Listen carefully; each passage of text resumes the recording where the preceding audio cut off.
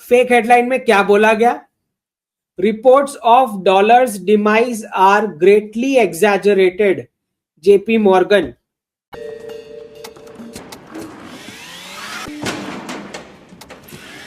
बड़ा इंटरेस्टिंग सा JP Morgan का एनालिसिस आपको बिफोर और आफ्टर, पहले कैसे फेक हेडलाइन दी जाती है, उसके बाद कैसे रियल वाली हेडलाइन आती है।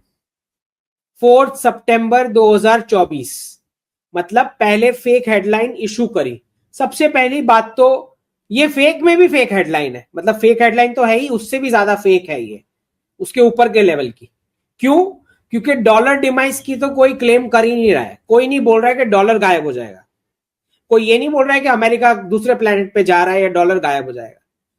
ओके, पहले डी डॉलराइजेशन का मीनिंग क्या है पहले ये समझो।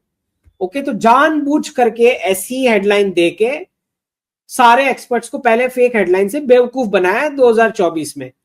अब यही जेपी मॉर्गन 1 जुलाई को क्या बोल रहा है? Dedollarization, is the dollar losing its dominance question mark, top dollar no more. आप जाके पढ़िए जरा ये आर्टिकल, 1 जुलाई का है, राइट, आपको नेट पे मिल जाएगा। क्या लिख रहे हैं? Learn more about the factors threatening the dominance of the world's reserve currency, और फिर एक्सप्लेन करना शुरू किया what is de dollarisation, what are the causes and implication of de dollarisation.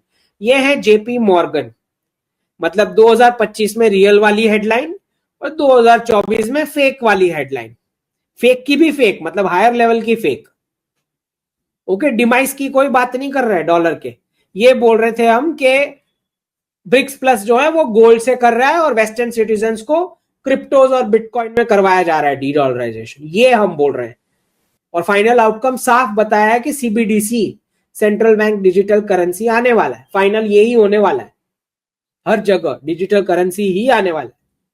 तो वो फिजिकल डॉलर जो है उसको डिमोनेटाइज करके लास्ट में यही होने वाला है, सीबीडीसी।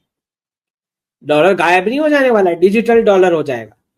तो ये जो है अब जितने भी एक्सपर्ट्स इसके ऊपर से, ऑब्वियसली जेपी मॉर्गन बोल रहा है सेम चीज, यही चीज वॉरेन बफेट ने करी 2023 में, बोल रहे हैं कुछ भी नहीं, और अभी रिजाइन करते हुए बोल के जा रहे हैं कि hell with this currency, right.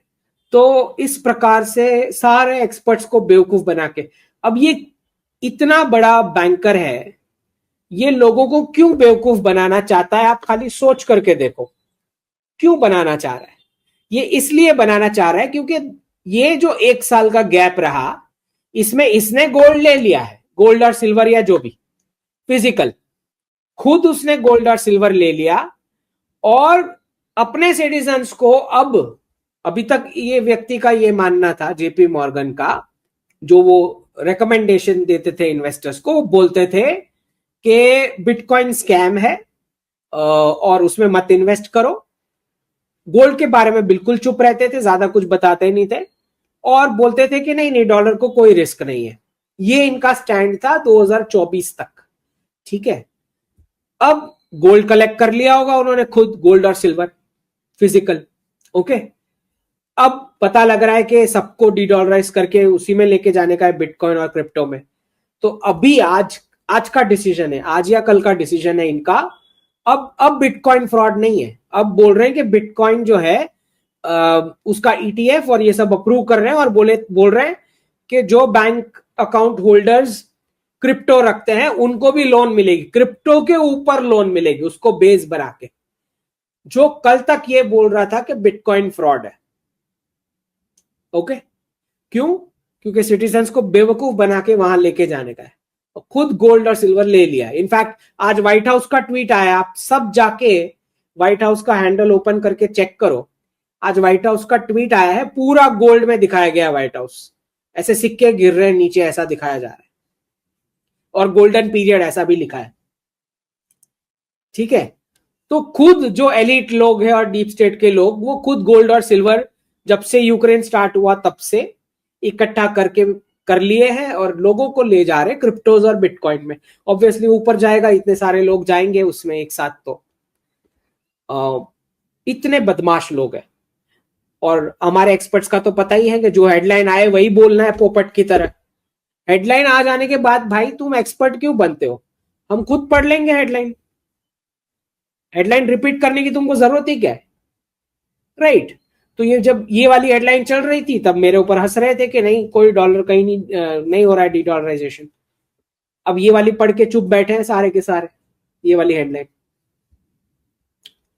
ये हाल है, अब रिवर्स करना पड़ेगा ना थोड़े थोड़े टाइम में।